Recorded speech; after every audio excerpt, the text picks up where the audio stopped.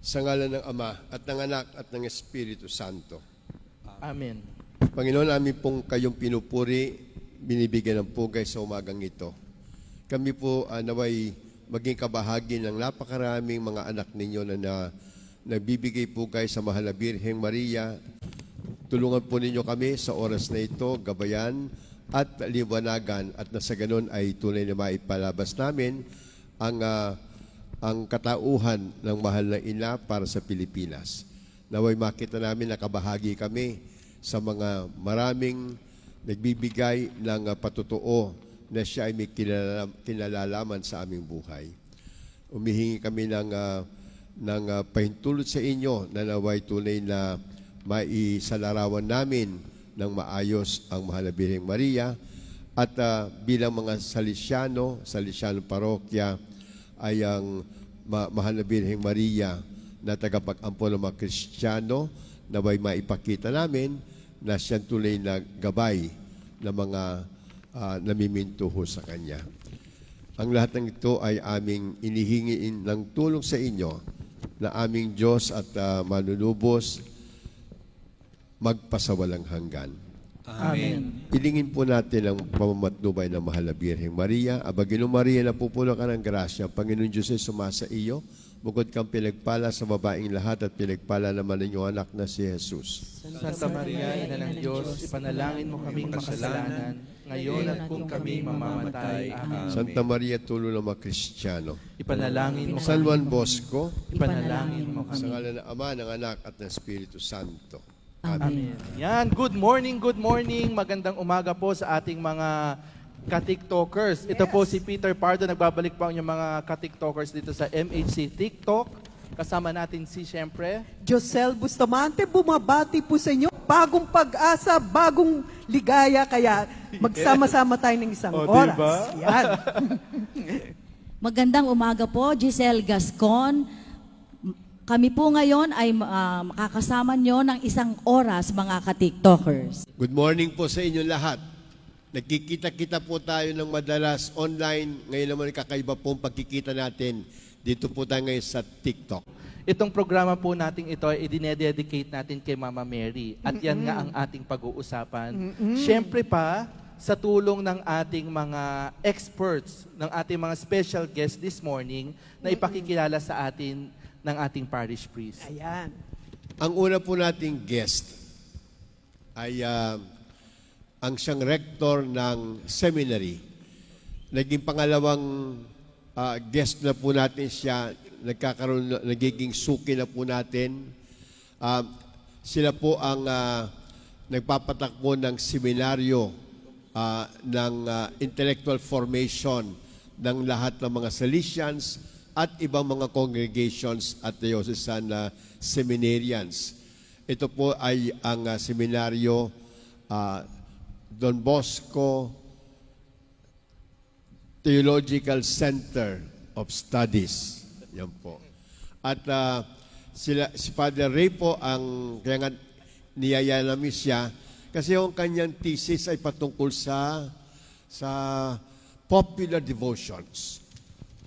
Yung mahal na mga tao na devotion sa Pilipinas. At ngayon pong araw nito, ise-center niya ang kanyang pagpapaliwanag sa Marian devotions, popular Marian devotions sa Pilipinas. Si Father Ray de la Cruz po. Si Father Bobby naman ho ay ang head po ng Salesian family sa buong mundo. Pilipinas. Pilipinas po. At siya po ang head ng Salesian Cooperators po sa Parañaque.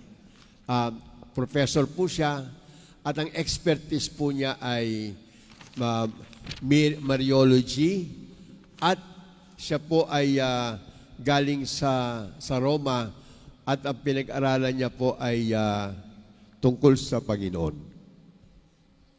Maganda pong mag-focus tayo. Kaya ang ganda ng theme, Hail Mary. Hail Mary. Okay, unahin na natin ang unang tanong kasi Q&A ang format po ng ating programa. Father Ray, bakit po ba malakas ang debosyon kay Maria ng mga Pilipino? Magandang umaga sa inyong lahat, mga TikTokers. At good morning po, Father Ernie and Father Bobby. Hindi ko alam, ikaw na pala ang... Bakit mahalaga at malakas ang debosyon kay Maria ng mga Pilipino? Ang mga Pilipino, tayo mga Pilipino, isa o rather dalawang mahalagang values natin ay pananampalataya at pamilya. At yung pamilya natin, hindi lang yung pamilyang, yung basic family. Meron pang extended family. Nung bata ako, dumadalaw ako sa aking kaklase. At pag inintroduce ako sa tatay at nanay, ang tawag ko na rin doon sa tatay at nanay niya kung paano niya tinatawag. Kaya nakikidadi ako kapag ang tawag ng kaklase ko. Ganun rin naman pag pumupunta sila sa akin, at bumibisita, yung tawag ko sa tatay at nanay kong papang mamang, ginagamit na rin nila. So malakas yung diwa ng pamilya. At sa loob ng diwa ng pamilya, mahalaga at malakas yung pagmamahal, pag-aaruga, hindi lang ng mga magulang sa mga bata, mga anak, kundi ng mga anak sa kanilang mga magulang, sa mga lolo at lola. Kaya napakadali kapag ipinahayag ang Diyos ay Ama, madaling ma-pick up ng isang Pilipino na may malakas na family value, maliban na lang kung nanggaling sa medyo hindi magandang pamilya. Doon nahihirapan. Pero assume natin na nanggaling sa hindi naman perpektong pamilya, pero magandang samahan, nagsisikap, magmahalan, ayun, madaling maunawaan at ma-appreciate ng isang Pilipino ang pahayag ng Diyos ay Ama. Ay higit pa kung ang si Maria ang pinag-uusapan, si Maria, ating ina, ay talagang malapit na malapit sa puso natin dahil parang miyembro ng pamilya, ina ko siya. So yung ating pagmamahal sa isang ina, parang itatransfer o napapahayag na natin sa ating inang nasa langit si Maria, ating ina. Kaya nga tinatawag tayo mga Pilipino, Pueblo Amante de Maria, mga or in English, people in love with the Blessed Mother. Ayan, siguro, Fats, doon nakaugat yung ating iba't ibang debosyon sa Kanya, no? Lalo na dito sa Pilipinas. Ilan po ba yung mga Nako, on record na natatandaan natin, mga popular? siguro, bilhin na lang nila yung librong Pueblo Amante de Maria dahil documented. Medyo mahirap bilangin, marami at iba't ibang uri. Isa na dyan, yung ating devotion sa Antipolo, no? Our Lady of Good Voyage, no? Peace and Good Voyage. Of course, ako'y Bicolano, banggitin ko na, si Mahal na Ina, doon sa Naga, doon sa Peña Francia. Of course, pupunta rin naman tayo sa norte, sa Our Lady of Manawag. Hindi na tayo kailangan lumayo pa, nandyan ang Our Lady sa Baclaran, yung ating perpetual help. Siyempre, di man tayo lalayo pa. Nandito tayo sa National Shrine of Mary Help of Christian. Ilan lang yan sa mga title of our Blessed Mother at mga devotions natin sa ating mahal na ina. Iisang Maria lang naman, iisang ina, pero different titles. Ito pang buong mundo. Kaya tanong ko kay Father Bobby, sa mga devotion po na kay Mama Mary, ano po yung pinaka-popular sa Pilipino? Siyempre, aminin natin, parang malakas ang perpetual help. Ha? Perpetual help. Kaya nga, kapag 24th, ginagawa namin perpetual help of Christians. Pasok yung perpetual. Parang mukhang lahat ng Pilipino nagpe-perpetual help. Mary Help of Christians pa rin ang mga Salesiano. Pero hindi natin pwedeng tanggalin yon, yung devotion nila sa perpetual help. Depende. Sinabi niya, kung ikaw'y taga Bicol, taga Naga, abay, ang mahal na ina. Kung ikaw'y taga Pangasinan, edi yung Manawag. Pero tayo, sa buong Pilipinas ata, I believe na ang Wednesday devotion ng perpetual help ay malakas kahit sa abroad, kahit sa ibang bansa. Thank you, Father. Okay. Pwede magdagdag Yes, sige po. doon. Tama ay si Maria naman ay buong Pilipinas tayo nga ay tinatawag na Pueblo Amante de Maria. Pero yung mga kunyari sa yung title niyang Perpetual Help, yung title niya sa Peña Francia, yung sinabi ko, isang Maria yan, kaya lang yung mga title na yon somehow touch yung experience at yung context ng mga tao. Kaya siguro parang sabi ko, hindi yata yung Perpetual Help sa Bicol kasi mas malakas yung ina, yung Peña Francia. Bakit? Kasi they can relate Yun yung experience nila. Yung Peña Francia is not only a title, kundi sa buhay ng mga Bicolano, somehow, in their ups and downs, naranasan nila na talagang si Maria, inagalagaan sila under that title. Hindi mo pwedeng of course, it's the same Mary, pero parang nakaka-relate sila doon kay Maria ng Peña Francia. So, yung parang enculturation sa isang context.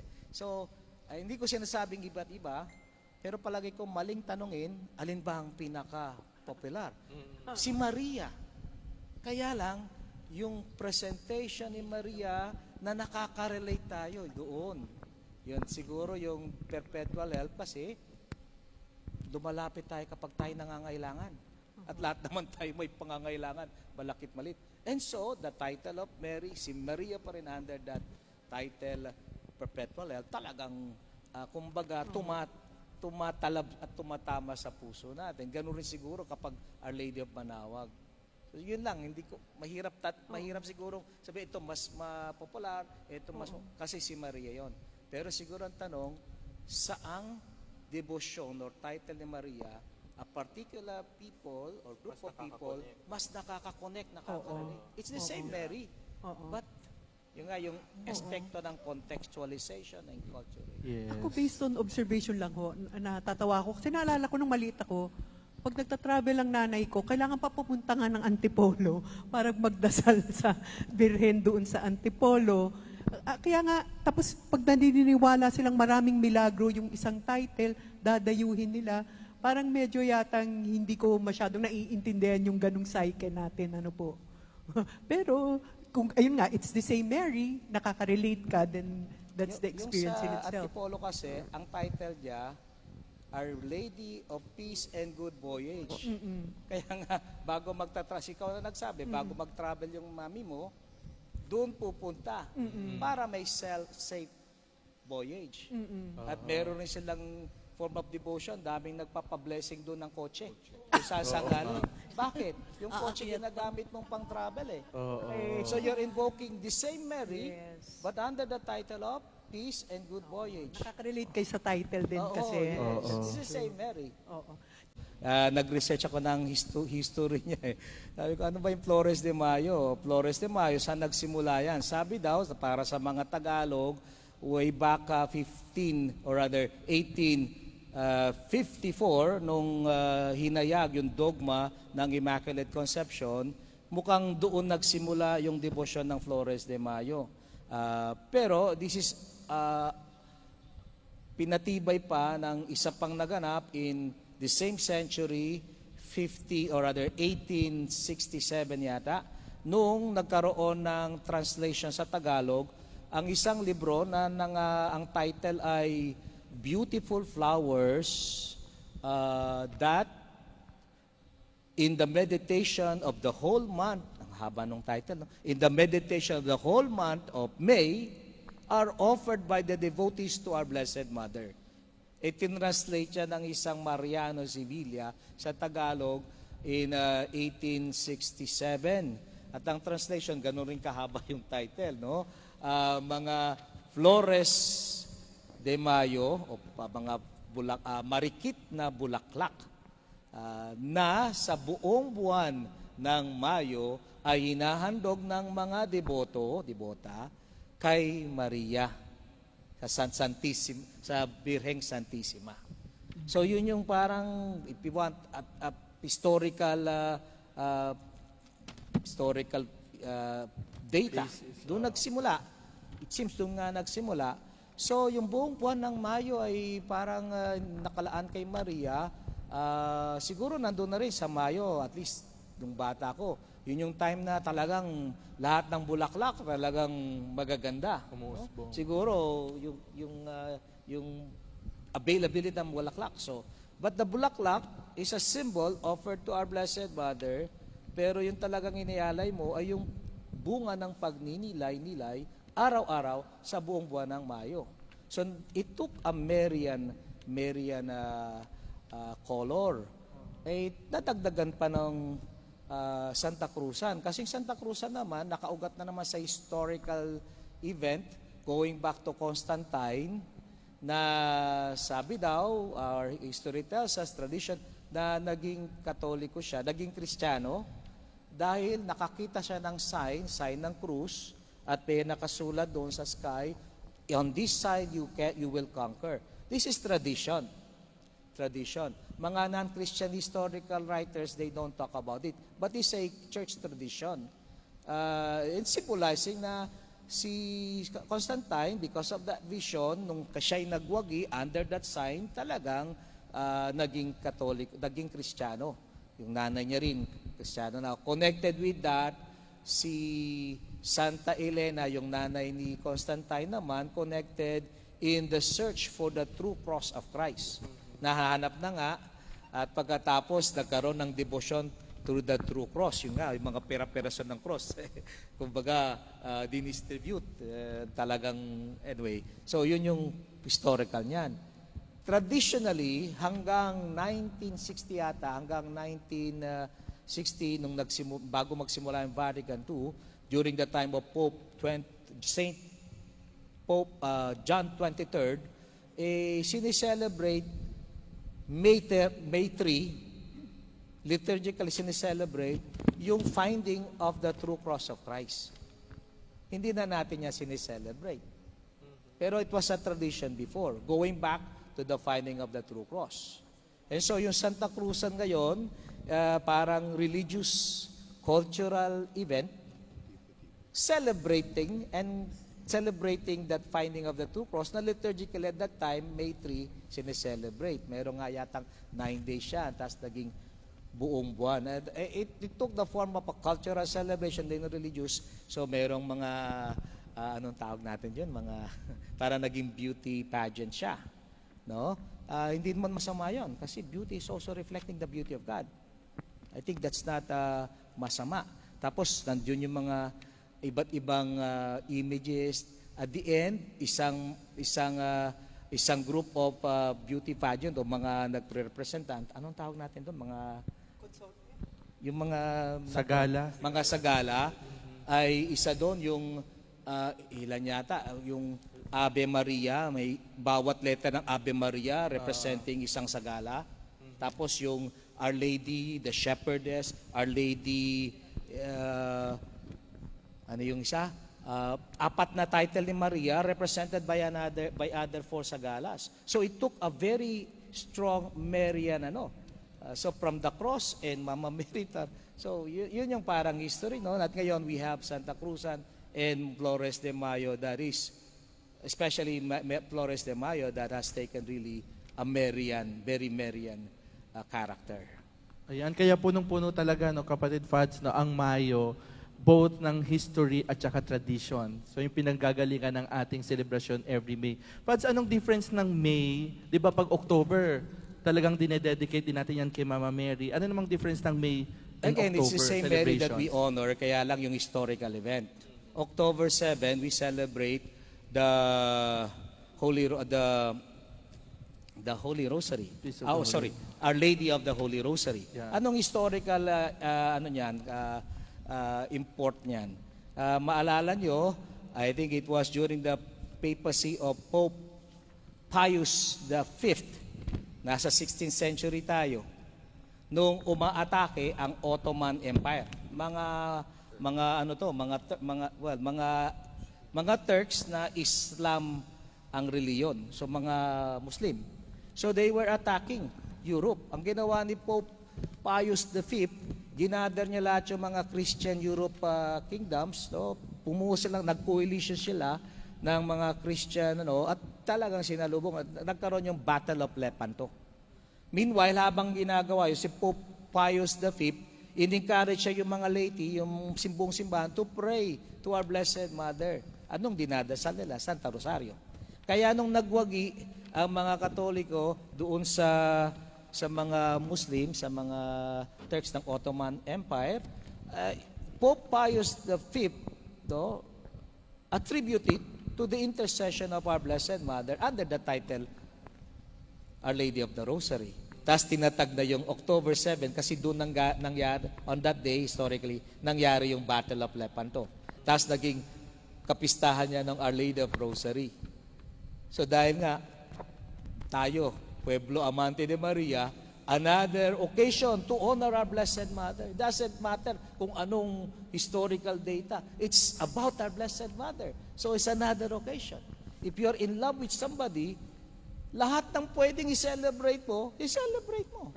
It's not an opposed celebration. It's the same Mary you honor sa October, pero this time, Our Lady of the Rosary. Okay.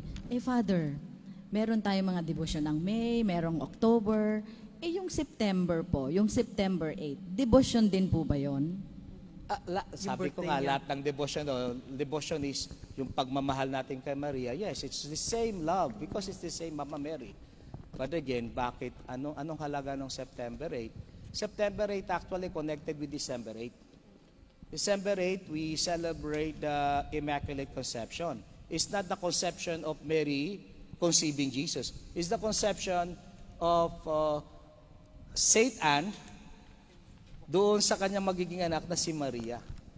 So, Mary was conceived ay December 8. Bakit December 8? Kasi back, I think in the 5th century, yung Eastern Christian Church, they were celebrating a feast on December 8 or December 9. Not so sure which one. But they were celebrating a feast. Pero ang focus actually si Saint Anne, yung mananay ni Maria. Later on, unti-unti, nag-develop ang focus from Saint Anne, nag-focus dun sa conception kay Maria. So it became a Marian celebration until it was introduced to the whole of the Eastern Church and later on in the Western Church, and it comes to us as the Feast of the Immaculate Conception, especially nung na-define yung dogma in the 19th century, again, 1854. So naging December 8, ito yung conception. Siyempre, generally naman, normally 9 months. So, bumilang ka ng 9 months after December 8. So, meron kang September 8. So, ang point of reference historical kasi yung celebration ng mga Eastern Christians in the 5th century is December 8. And by consequence, September 8 became the date na traditionally we accept na pinanganak si Maria. Yung bang exact date? As the same as December 25, hindi yung exact date, but it's a kind of traditional date where we celebrate the birth of Jesus, the Christmas. So we celebrate the birth of Mary December 8. So it's about that. It's the same Mary, but now ang pinofocus natin yung kanyang kapanganakan. I'm just curious, Pads, how far back ang practice ng praying of the rosary and who actually introduced this? Medyo, hindi ko lang how far. Yung devotion ng Rosary, una muna, don't think na yung mysteries of the Rosary, as we have it now, from the beginning, ganun na. No, katulad ng Way of the Cross. Kasi nga, we are in the realm of the popular piety. Yung mga tao, they express their faith.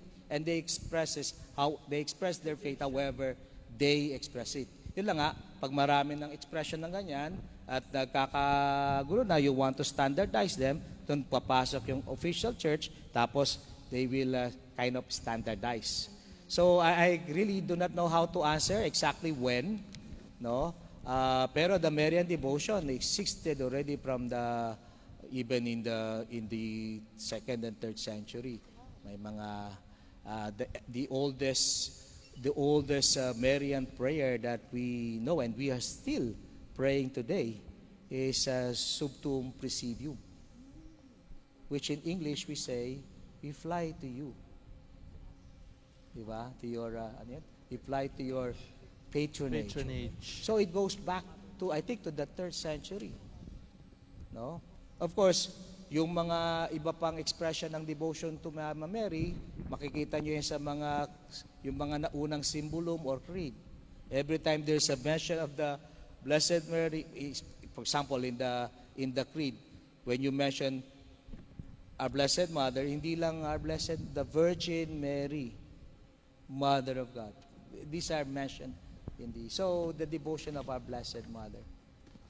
Pads, paano po ba masasabi natin ang isang tao ay deboto? Paano masasabi? Deboto. Well, dapat merong expression ng pagmamahal kay Mama Mary. At yun nga, kung talagang pagmamahal yan, yung magiging creative kami expressing it. Of course, merong mga traditional expression of love for our Blessed Mother. One of them is praying the Holy Rosary. Yeah. So, if you ask me, paano malalaman na deboto ang isang tao kay Mama Mary? So, tanongin mo, nagdadasal ba siya ng rosaryo? O at least nagdadala ba siya On ng a rosaryo? regular basis? Not necessarily on a regular basis. Kasi ang magkaganda ng popular piety, wala naman yung masyadong rubrics and standard eh. Kumbaga, it's anong tawag dyan? It's not rigid. It's not very rigid. Kung anong feel mo, express mo. Of course, the one who loves Mary the most and feels the need of Mary the most, they will express that devotion and that need more regularly. Katulad ngayon, COVID-19, yung dati-dating pamilya na misa-misa nagdadasal ng rosaryo, and I'm not saying to judge. Hindi naman yun yung obligation eh. As you feel it eh.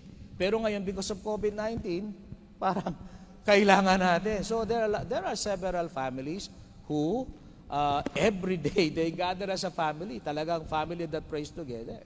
Ay dati-dati, hindi naman nagagawa yon dahil iba't ibang schedule. Walang lockdown, walang quarantine. So mahirap magsama-sama. I'm not saying walang devotion. Maybe they show the devotion differently. Pero ngayon, yung pagdarasal ng rosaryo sa family together, ay talagang isa sa mga common expression. Father, pag Catholic po ba, dapat may devotion kay Mama Mary? Pag ano po? Pag Catholic. I think even non-Catholic, pag mahal niya ang isang tao, pag mahal niya si Maria, ay magdi-devotion yan. Hindi naman but the Catholics, we show our devotion to our Blessed Mother in a Catholic way. Yun nga, Santo Rosario, yung mga prosesyon natin and everything na siguro hindi ginagawa ng ibang mga kapatid natin mga Kristiyano. Pero siguro they show their devotion probably not to Mary but to Jesus through the study and the knowledge and the living out of the Word of God. Something that we have to learn from the Christians who are not Catholics. And siguro they can learn from us naman yung ating devotion kay Mama I'm Mary. just curious, may uniquely Filipino ho ba na practice, sabihin niya, Pinoy na Pinoy talaga yan compared to other countries who are Catholic and have devotions din kayo sa ating ina? Hindi ko alam kung merong Pinoy na Pinoy, pero a blend. For example, yung salubong, hindi naman originally Pilipino yan eh. Hindi ko rin alam kung talagang Espanyol yan, baka Meksikano yan. Baka yung mga misyonaryo na nandun sa Mexico, nung pumunta dito, inintroduce nila yung celebration ng Easter salubong, no? Early morning. Kasi nasa historia nila yung mga historical accounts ng mga historians and anyway, nandun yan eh, nakalagay. Yung essential element na doon, wala yung nakikita nyo minsan yung tula. Pero yung meeting of Mary and Jesus nandun. Siguro yung essential. So siguro hindi natin masasabing ano yan, originaling Pilipino. Pero how we embellish it, siguro yun yung Pilipino. Na nilagyan natin ng musika, nilagyan natin ng tula. Katulad sa Hangono, meron silang tula. Yung talagang tinutula. Tapos merong banda. Siguro at that time sa ibang lugar. So, I would say, merong element na Pilipino, pero yung buong celebration ng salubong ay hindi purong Pilipino. It's a blend. Merong dinala merong dinagdag. I think it's the same for all expression. Pwede ako magdagdag Yes, sa tanong Pads. ni Giselle. Ang Katoliko ba ay dapat may devotion kay Mary? Oo nga po. Well, kung mahal mo si Kristo, you cannot but love the mother. You cannot dissociate Mary from her son.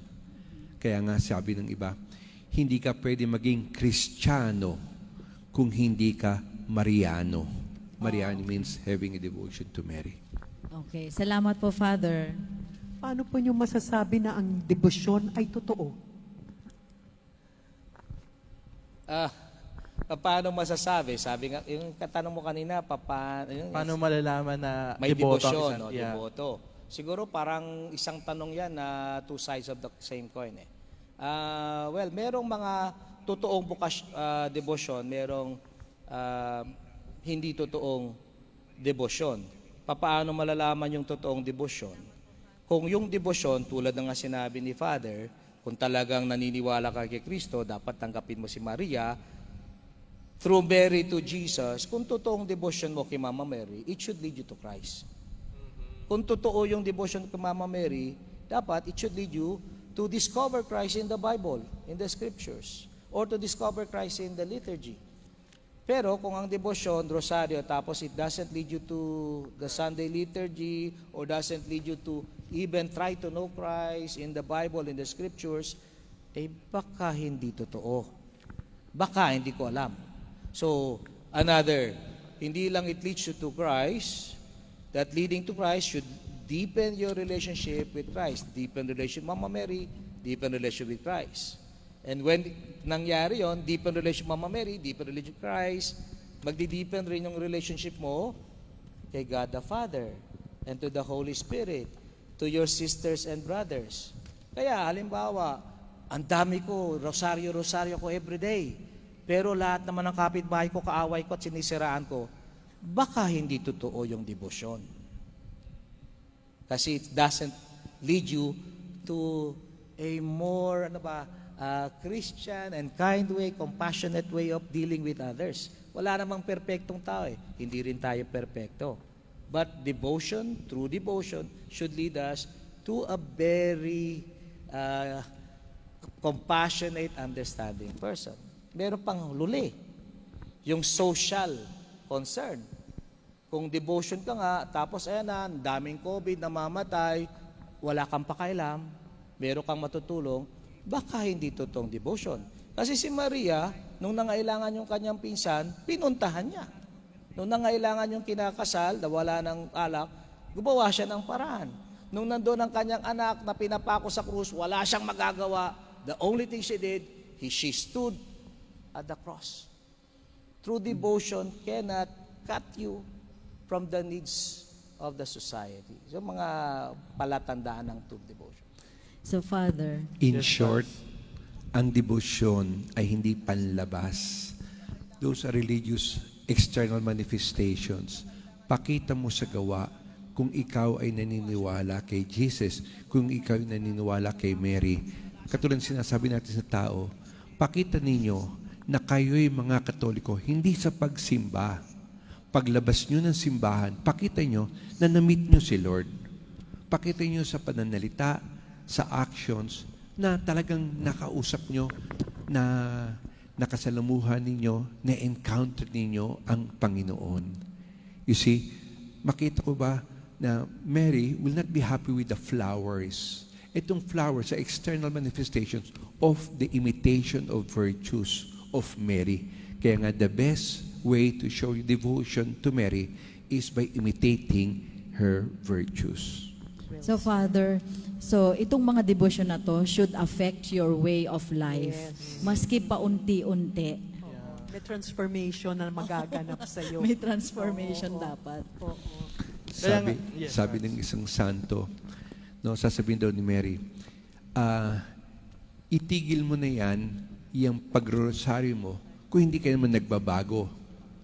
Pakita mo na mahal mo ako, na sa pamagitan ng pagrosaryo mo, sa pagitan mo ng pagnunubena, ikaw ay nagiging katulad ng aking anak. To be Christ-like, to be Mary-like. Okay, yeah. At Yeah. ang isang dagdag po pa kay Father Bobby, anything Salesian, Oh, pinag-aralan yes. po niya. Yun po yung kanyang expertise sa Salesianity. Sana all. Anything Sana tanong nyo all. tungkol kay Don Bosco, tungkol sa history, Mama Mary, Mama Margaret, yung mga earlier saints, earlier Salesians, we are asking the right person. Si Father Right. Bobby Rojas po, We're so ng blessed. seminaryo. Ayan, unahin mo na. Sige, Pedro, anong Ayan. unang tanong? Pads, kailan ba nag-umpisa ang devotion kay Mary Help of Christians? Yan. Yung title, Mary Help of Christians, na-mention na yan ni St. John Chrysostom in 345. Okay? Na-mention, pero hindi naging popular. Katulad ng na-mention ni Father Ray, yung 1571 na Battle of Lepanto. Okay? Nanalo yan sa pamagitan ng pagdarasal ng Santo Rosario. And the Feast of the Holy Rosary was instituted October 7, 1571. Pero bakit pumasok yan ang Mary Help of Christians, Auxilium Christianorum? Idinagdag ni Pope Pius V ang invocation Maria Auxilium Christianorum sa Litany of Loreto. Hindi nadasal nating litany. So, dun pinasok ang Maria Auxilium Christianorum. Ang Maria Auxilium Christianorum ay Mary Help of Christians sa Latin. Maria Auxiliatrice in Italian, Maria Auxiliadora in Spanish. O Santa Maria Turo ng mga Kristiyano, ampon ng mga Kristiyano. Well, ito yung na-develop. So, nasa 16th century yan. Sa 17th century naman, again, may lumaban na naman, no? Si Pope Innocent the 11th. Okay? So, again, nanalo na naman, kalaban ang umaatake sa Christendom. Pero ito, he founded the first confraternity of Mary Help of Christians. First confraternity. Ano po ibig sabihin nun? Para bagang arts confraternity. Samahan. Samahan. Okay? So, yun. Unti-unti. Tapos, ang malakas pa dito ay nung panahon na ni Pope Pius VII. Nung panahon ni Napoleon Bonaparte, siya ay na-exiled for 6 years. Parang imposible na makakabalik na sa Roma. So, again, miraculously, nakabalik siya noong May 24, 1814. Ha? So bilang pasasalamat, 1 year after, tinatag niya ang kapistahan ng Mary Help of Christians. So, May 24, 1815. So, naging universal na yan ang kapistahan ng May 24. Okay? So, paano pumasok naman yan kay Don Bosco? So, paano nakilala ni Don Bosco itong Mary Help of Christians? Tandaan natin, yung devotion ni Don Bosco ay nagsimula yan kay Mama Margaret. Kung anong devotion sa Castelnuovo. Okay? Nung lumipat na siya sa Turin, Our Lady of Consolata, tapos naging Immaculate Conception, and then finally, in 1862, naging Mary Help of Christians. Etong, paano na nakilala ni Don Bosco itong Mary Help of Christians? Noong 1862, okay, narinig natin to yun, may miracle sa Spoleto. Spoleto, sa Italy rin to. Nagpakita ang mahal na birhen sa isang bata kay Chonky. Okay? Rigetto, Chonky, 5 years old, nagpakita. Tapos may picture doon, frame ni Mama Mary. Tapos may pumunta doon na matanda, na may sakit, naggumaling. And then, yung miracle, kumalat, dinadagsa ng mga tao. Itong Archbishop Arnaldi of Spoleto wanted to put up a big church. And so, nagsimula yan, nagsosolicitation. So, itong mga miracles na ay nakarating sa Turin. Medyo malayo rin yon. So, si Don Bosco, nagbabasa naman yan, no, na ikwento na niya sa Good Night Talk. Yung, diba, bago matulog, si Don Bosco ay nagsasalita sa mga bata. Nung May 24, 1862, he spoke about the events in Spoleto. So, siyempre, first time nila narinig yun, Mary, Help of Christians. Tapos nagdagan pa yan. Nung May 30, 1862, napanaginipan ni Don Bosco yung dream of the two pillars. Alam natin to, na ang bangka, the bark of St. Peter, inaatake, okay, ng mga protestante, ng mga hindi against sa ating religion. Biglang may tumaas na lang na pillar. Ang pillar ni Mary, Immaculate, hindi pa yung statue ni Mary Help sa Turin. Yan ang meron. Pero may nakasulat doon, Auxilium Christianorum, Help of Christians. At may mas malaking poste na naandun ng host, Eucharist, na nakasulat, Salus Credentium, no, Salvation of the Believers. At doon tinali ng Pope yung bangka, no, at doon naging matibay sila at natalo ang kalaban na tumutrik sa ating religion. So doon nagsimula ng malaking devotion ni Don Bosco. Pero wag niyo natin kalimutan, Eucharist and Mary. Kasi, if I may, we always hear, have devotion to Mary of Christians and you will see what miracles are.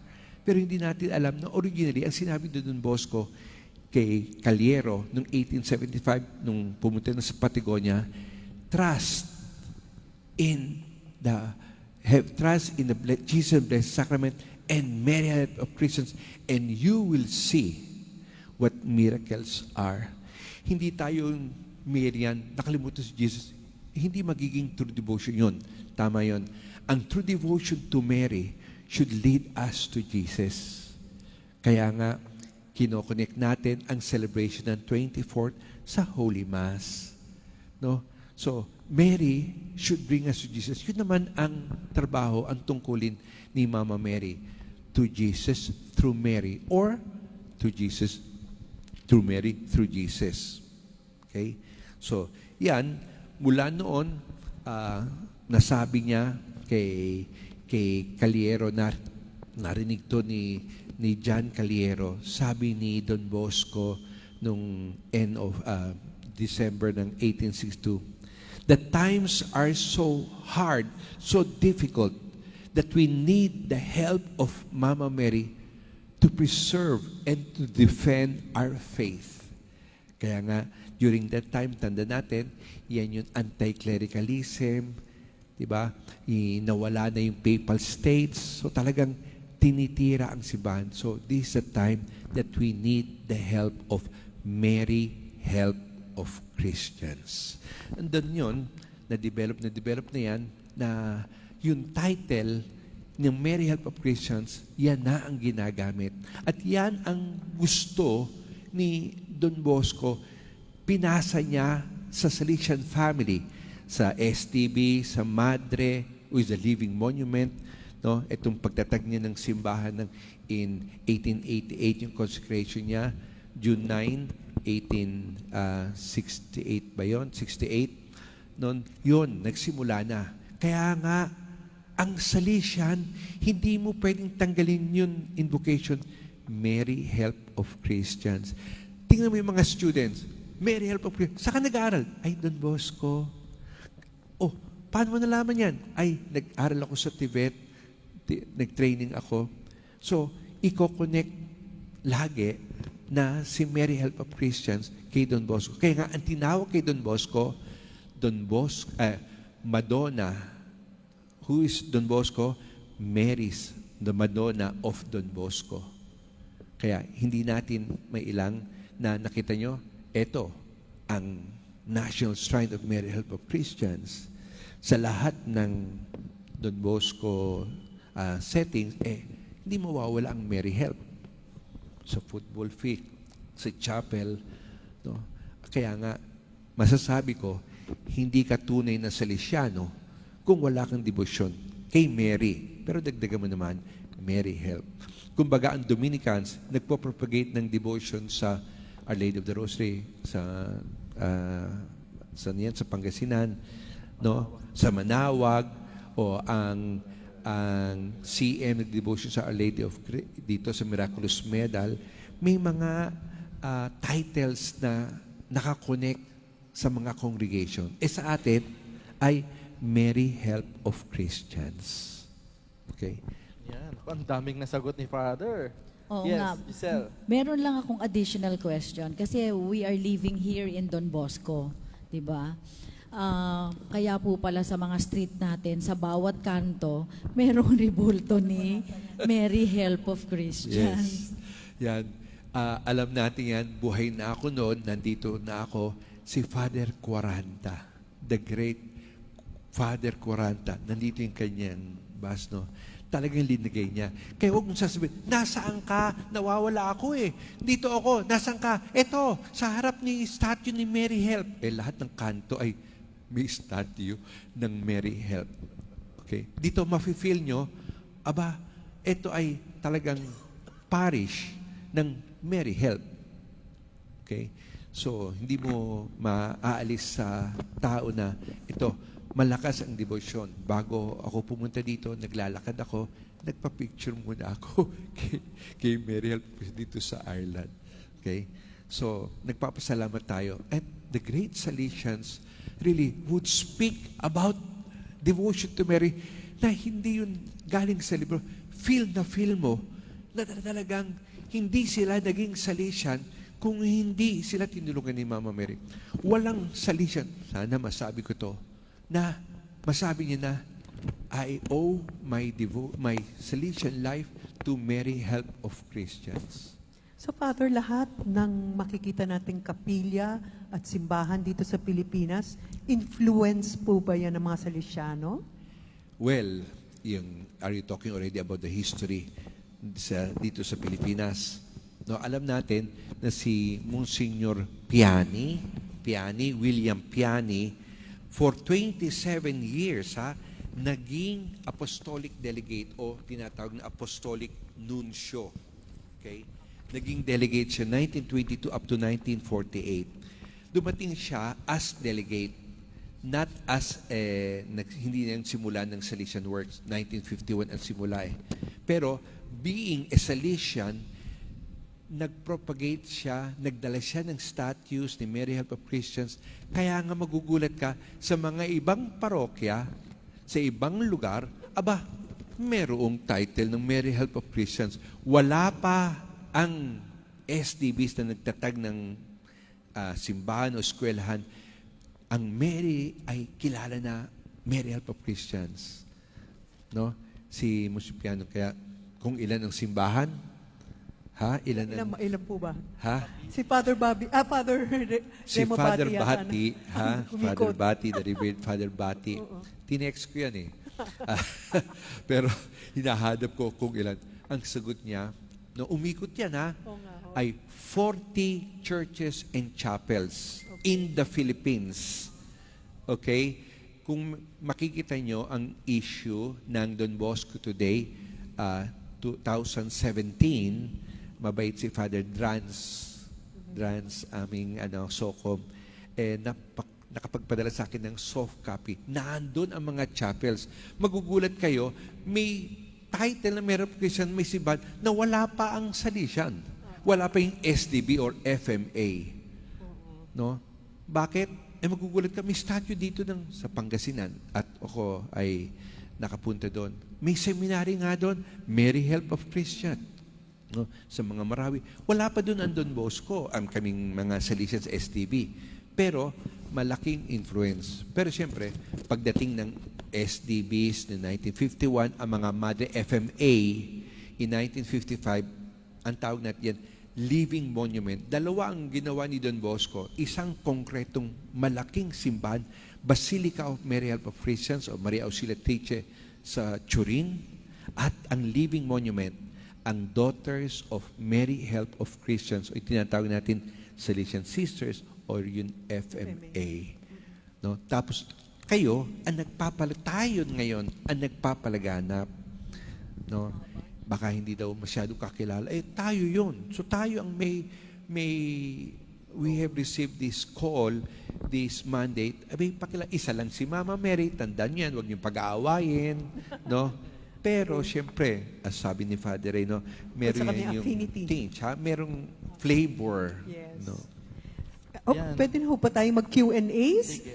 From Mabeth Aviles Mendoza, ano po ang masasabi niyo sa mga chain letters na hanggang ngayon ay patuloy pa rin sa pananakot? Salamat po. Siguro, Father Ray? Ako minsan nakakatanggap ng chain letter. Pag yung chain letter ay working on baka may mangyari, I don't think it's a sign of true devotion. I don't share a letter na kung may maganda akong tinanggap na naka-inspire sa akin, I would love to share it because I love to share it. Not because I am afraid something is going to happen to me if I don't share it. I think that itself is not a sign of true devotion. Kaya nga, devotion pagmamahal. So, pag meron akong tinanggap ng chain letter at sinasabi sa akin, ipasa mo to, otherwise, yun na mismo, I decide no. Pero, pag meron akong tinanggap na isang shinare sa akin, na wala namang nakalagay doon, i-Kyle share, para sabi ko, nakabuti sa akin, naka-inspire sa akin, baka maka-inspire sa iba, I share it. Walang obligasyon. But I felt, dahil yun ang naranasan ko, nakatulong sa akin, baka makatulong sa iba, sige, share ko. Hindi ko sasabihin, you have to share it to 10. So, I think devotion, nasa pag-ibig, sa pagmamahal. At pag-ibig, pagmamahal, wala kang para nakatali. Yes, Father Ernie? Marami po na sinusunod literally yung nakasulat to sa chain letter. At maraming nagiiwan sa mga miscellaneous boxes dyan. Alam na po ng mga ating mga collectors, mga magsi, pag may maraming nakalagay dyan at magpapadala ka na kung ilan, 24, ganyan, agad-agad kinukuha nila ho at binabasura na. Bakit ho? Kasi ho, ito yung parang pagpapakita na dadami pa yung maggagawa niyan para pag hindi mo ito kinuha.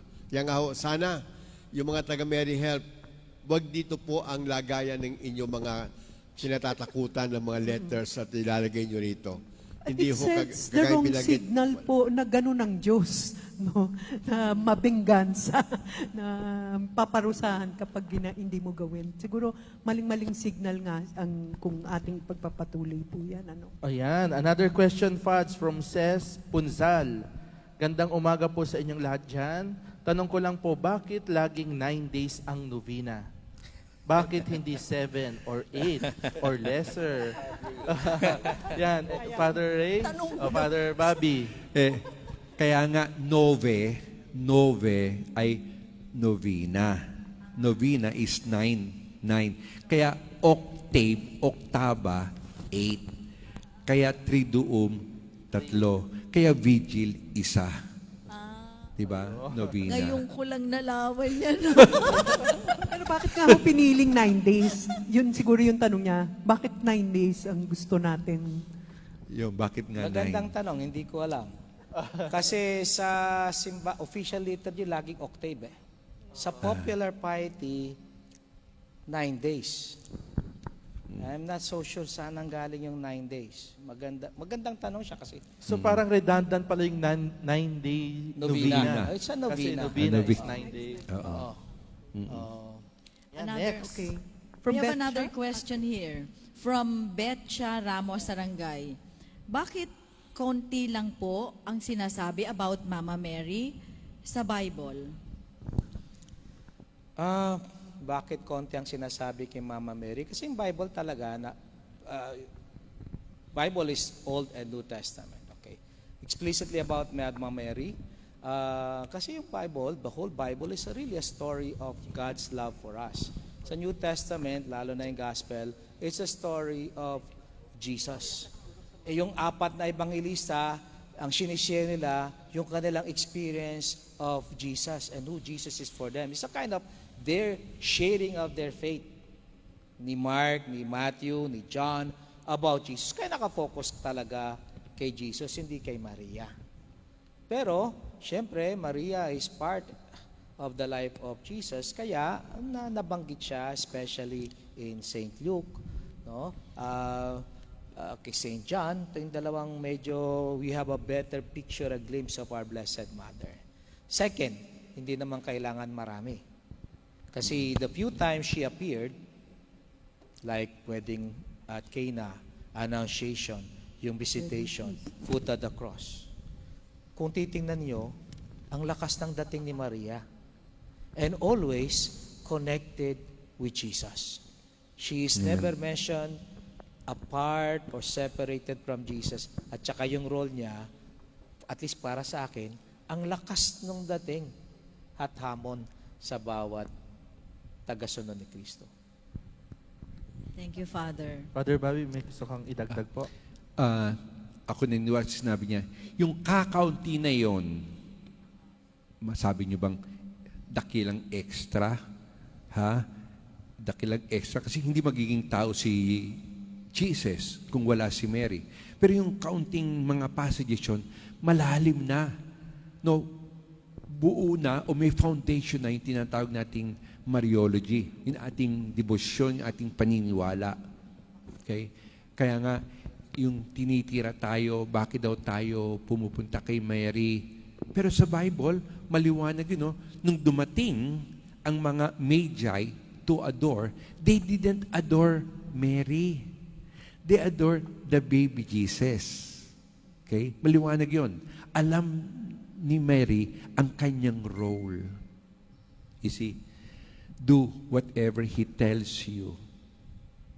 Diba? In John 2:5 ba yun? No? Sa miracle at the first miracle, yung changing of water into wine. You see, Mary interceded for this couple. At would you believe, for 30 years, wala siyang hiningi kay Jesus.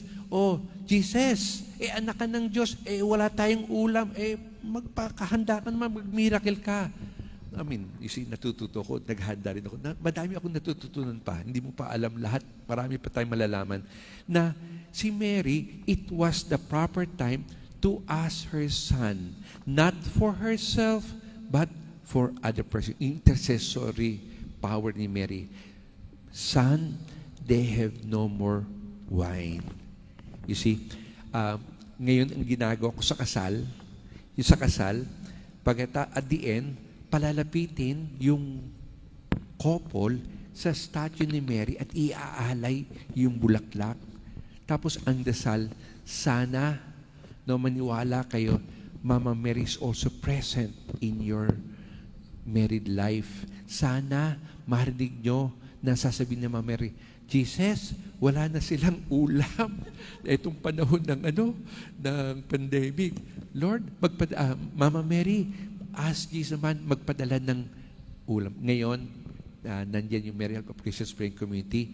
Nagbibigay sila ngayon sa Santos Compound. Mary will touch the hearts of people to help other people. Pati si Jesus, hindi man natin nakita si Jesus, but Jesus would touch the hearts of generous people to help other people. Thank you. From Jill Ann Gaffud Lim, Father, question, can you elaborate more on the power of Mary over Satan and how in the second coming our devotions are important in the salvation of our souls? Sino pong gusto sumagot? Ang tanong po niya, ang role po ang power ni Mary over Satan, yun ang una niya, and how in the second coming, yung mga debosyon natin ay makakatulong sa ating mga kaluluwa. Medyo mabigat yung tanong. Pero siguro yung devotion kay Mama Mary, lalo na si Maria Immaculada, the image of our Blessed Mother, Immaculate Conception itself is telling us of the power of grace. Not necessarily Mary, but the power of grace. But Mary was full of grace. So that walang kasalanan o any stain of sin ever touch her.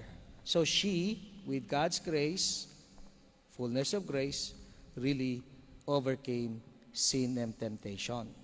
And so, if we want to be also sure na hindi tayo mahuhulog sa tukso, siyempre, tatakbo tayo kay Maria kasi Immaculate Conception . So she, besides our mother, alam natin, she overcame the power of sin. But not on her own power, but because of the grace of God that has been poured upon her abundantly. So, yun yung ating assurance na talagang tutulungan tayo. I think yun na rin yung answer ko dun sa second, how will our devotion help? Yeah. You stay by the side of our Blessed Mother. Kung talagang true devotion yan, it will lead you closer to Christ. It will lead you towards love of neighbor and love of your fellow men, and also stewardship of all the whole. Ibig sabihin, you become really part of and in communion with God. No sin can Thank you, ever. Father Bobby. Don Bosco did not speak much about hell, but he spoke about heaven. And he would present Mary as the help of Christians, to reach heaven. We have a tradition which I appreciate very much, and I would share this to the retreatants, to the people I'm encountering. In 1847, Don Bosco taught his boys to recite the 3 Hail Marys before going to bed. We have that in our tradition with a prayer. Dear Mother Mary, ever Virgin, help me to save my soul. Hail Mary. Then, Dear Mother Mary, ever Virgin, help me to save my soul. At ito, sinabi ni Don Bosco, you pray this, and Mama Mary will help you save your soul. Again, hindi porkit may Mary, help of Christians kang medal, automatic, pupunta ka sa langit. Hindi. Hindi porkit nagro-rosary ka everyday, automatic pupunta ka sa langit. Hindi. But Mama Mary will help you to change your lives. You cannot remain in the dark side with the side of devil if you have devotion to Mary. As we would always stress, our devotion to Mary should bring us to Christ. And remember, we were created out of love, and our mission is just to go back to God. We are called to be with God in heaven. And Mama Mary has been given to us as our mother. We need a mother. Yan, Fad, last question from Zen Hiloma. Meron po ba daw information, Fads, about Mary Help of Christians explaining the image of Mary Help, like that of Mary, Mother of Perpetual Help? Yes, we don't have the image here. This is the painting, what we are showing, no? For example, this one. Okay? This is the image that Don Bosco asked the painter Lorenzoni to paint. Okay? Ayan, maliit lang nga, ha? Ha? Malaki. De, malaki to. Sobrang malaki na sabi ng painter, where will I paint this one? Gusto ni Don Bosco, nandyan si Mary, nandyan ang mga apostles, nandyan ang mga angels, ang mga ibang mga santo. Paano magkakasya yan? So, cut down, at nagpainting siya doon sa harap ng Plaza Real ng Turin. Okay? At nung nilagay yan, ayan, si Mama Mary with the scepter and the baby Jesus. Gusto ko tong Madonna. Kapag sinabi mo Madonna, Mary with a child. When I go to Mary, anong papakita ni Mary? Ito, anak ko. Ito si Jesus. Etong power ko, again, the scepter is a symbol of power. Ang power ko, wala sa akin. It's just because I am holding Jesus. The help that Mary is giving us is all through Jesus, through her Son. Kaya nga, we ask her intercession. No, we don't treat Mary as God. But since Mary is really very strong with her Son, how can a son refuse the request of a mother? No, yung mami ko, oy Bobby, pagbisahan mo naman yan, kaibigan ko yan. How can I say no to my good mom? No? So, miss ako ng mami ko. Hindi na ako nakakabisita sa kanya. Anyway, no? So, there's an explanation. There's an explanation. Like the image of the perpetual help. So nasa Basilica po yan ng Mary I Help? think so. Baka nasa online. Saka Googleable yan Yan, malamang. Googleable. Yan. Speaking of Google, kasi nag-Google din po ako, I Googled the prayer of the entrustment. Meron po ako nakita na version doon sa Protect Us from Fire, Flood, Lightning, Storm, Earthquake. May kasama siyang evil spirits. Wala po yun doon sa original version. Pwede po ba naming dasalin yon or okay po bang isama yon? Walang masama. Idagdag nyo. Baka gusto nyo, from this COVID-19 pandemic, walang masama. Pero eto lang, may formula tayo para magkasabay-sabay tayo. No? Mary will help us in all aspects. She's not only interested with our spiritual, even with our material. Now, etong, nagugutom, maraming nagugutom, nakakarating sa amin yan. No? So, Mary is interested with everything that pertains to us. Mary is interested to help us as a whole person, holistic. Ayan, thank you, Father. Bago natin tuloy ang... Idadagdag daw si Father Ray, Father. sorry. Dadagdag ko lang na yung tinatanong mo. Again, yung official prayer of the church. Okay, official prayer. Meron niyang mga rubrics, sinusunod natin yan. But when we go to the realm of devotion, it's the prayer of the people. Kaya nga pag maski may mga formulang ganyan, mapapansin niyo, meron minsan part na popos ka. Bakit? Each one will give his own intention in it silently. Kasi it's the prayer of the people eh. So, yung walang dagdagan mo kung anong gusto mong dagdag. Pero yun nga, when we're praying it together, alangan namang magdagdag ka, hindi alam nung iba. So, merong parang common prayer. Yung nga, ginagawa ng iba, popos, tapos may line. Tapos may nakalagay doon, mention silently whatever other intentions you have. Minsan naman, distracted tayo, dinadasal together, dapat yung post na yon babasahin pa within the parentheses, mention other, hindi na pala kailangan yun. In other words, talagang it's the prayer of the people. So, kung mag-isa kang nagdadasal, entrustment, and you have a particular talagang, reason for asking the protection of our Blessed Mother, like COVID-19, dagdag mo. Pero kung together, siguro, you'll have to abide by yung formula na meron tayong lahat. So, Yes. Singit lang as lay people nga, kung how this discussion helped us. Ang akin, hindi lang cerebral yung mga nalaman ko sa inyo, pero what really moved me, yung sinasabi nga nyo, yung affinity mo kay Mama Mary, paminsan based on your experience kung saan ka nga lalapit. Ako personal experience ko kasi when I lost my mom, and being single, wala na rin ang daddy ko, that's when I felt so, ako na lang ang nasa buhay kahit nandiyan ang mga kapatid ko. So when I went into a Marian pilgrimage, then nga, that's when I really felt almost her telling me, I will always be with you. And based on, kung babalik ako nga lahat ng experiences ko, trials ko, tuwing tumatakbo ako sa kanya, I feel strengthened and nagkakaroon ng solusyon yung mga problema ko. So that is my personal experience. And I know so many other people na talagang mas malaki pang miracles ang nakikita na through the intercession of Mama Mary. It's really our mother na helping us. So yun yung dating po sa akin. Salamat Thank you, po kay kapatid. Father Ray at saka kay Father Bobby sa mga dagdag kaalaman. Marami po akong nalaman, hindi lang po kayo. At this definitely, or this devotion should definitely change our way of life, maski paunti-unti. At ituro sa mga anak, idalin, kasi nawawala sa new generation paminsan yung kung ano tradisyon ang meron tayo. Siguro ako, Fads, mga kapatid, yung siguro isa sa mga bago kong discoveries na nasa bago akong tirahan ngayon, yung entrustment of home to Mary Help of Christians na isa sa mga popular prayers po kay Mary Help of Christians.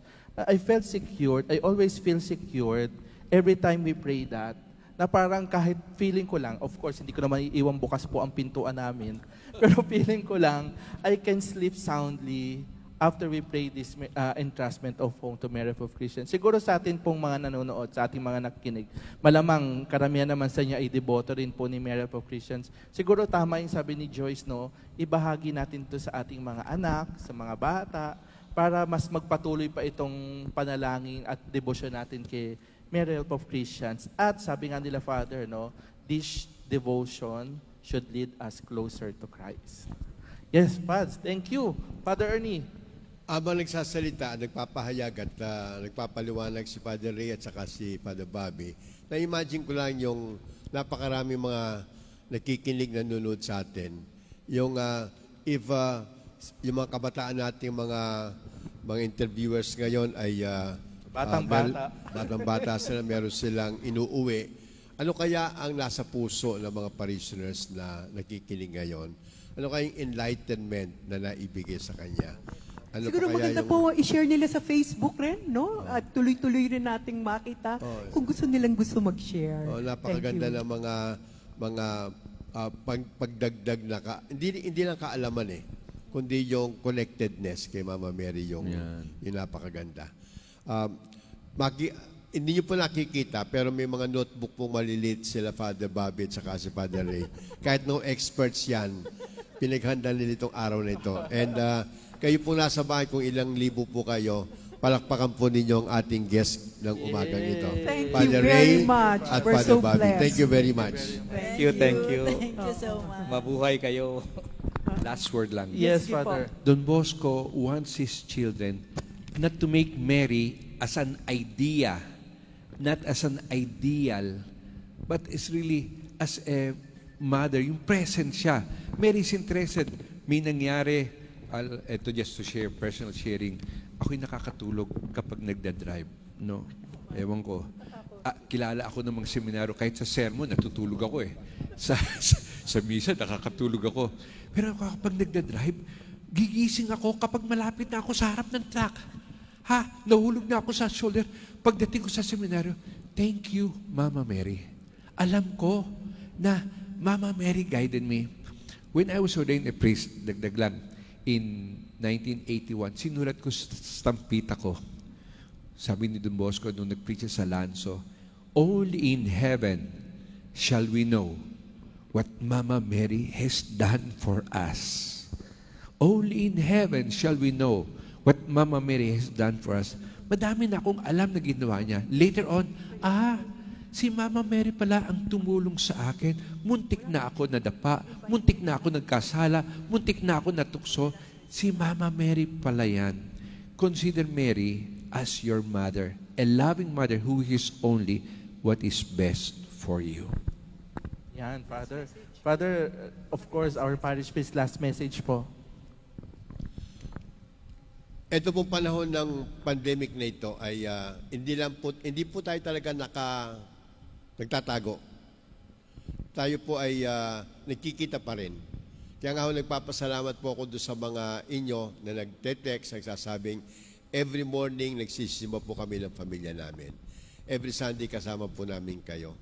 Ito pong ating mga activities ng parokya sinusundan namin. Sabi ko nga kanina umaga, ang hirap tumigil dito sa Adapa family. Kasi pagkatapos ng misa, sabi ko kanina, after every Mass, palagi may nagte-text, Father, tutulong po kami. Father, how do I deposit? Father, how do I help other people? Yung pong concern ninyo ay nakakabusog ng puso. At ito po ay panandalian. Soon, ito pong empty space na to, mapupuno na uli ng tao. Soon, ito pong mga lugar natin na walang katao-tao, babalik po kayo rito. Asamin po ninyo. At kaya nga itong ating ipinagdarasal, huwag na sanang tumagal ito. At nasa ganon, hindi lang tayo nakikita as a spiritual family online, kundi talagang nagkikita up close and personal. So maraming po salamat sa inyong patuloy na pagkikibahagi sa buhay ng simbahan ng Mary Help of Christians. At muli ho ay pasalamatan po natin sa inyong mga tahanan kayo, sa iba't ibang lugar, iba't ibang bansa. Ang ating po mga guest ngayon, si Father Ray Rojas at Father Bobby de la Cruz. Thank you very much, Father. Thank you, kapatid. Thank you Giselle very and much. Salamat po sa inyong lahat. Hanggang Nasumama sa kayo susunod. today. Of course, we'll end this program with a closing prayer. prayer, entrustment to Mary Help of Christians to be led by Father Bobby Rojas.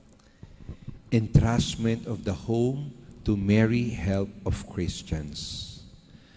Most Holy Virgin Mary, appointed by God to be the help of Christians, we choose you as the mother and protectress of our home. We ask you to favor us with your powerful protection. Preserve our home from every danger, from fire, flood, lightning, storm, earthquake, thieves, vandals, and from every other danger. Bless us, protect us, defend us, keep us your own, all the people who dwell in this home. Protect them from all accidents and misfortunes, but above all, obtain for them the most important grace of avoiding sin. Mary, help of Christians, pray for all those who live in this home, which is entrusted to you for all time. Amen. Saint John Bosco, Pray for us. Mary, help of Christians, Pray Pray for us. in the name of the Father, and of the Son, and of the Holy Spirit. Amen. Thank you very much. Hanggang sa susunod Thank na you. MMC. Salamat. Thank you. Thank you. God bless everyone. Be Thank you, safe. Mother. Wala pong lalabas ng bahay. Yan. Thank you.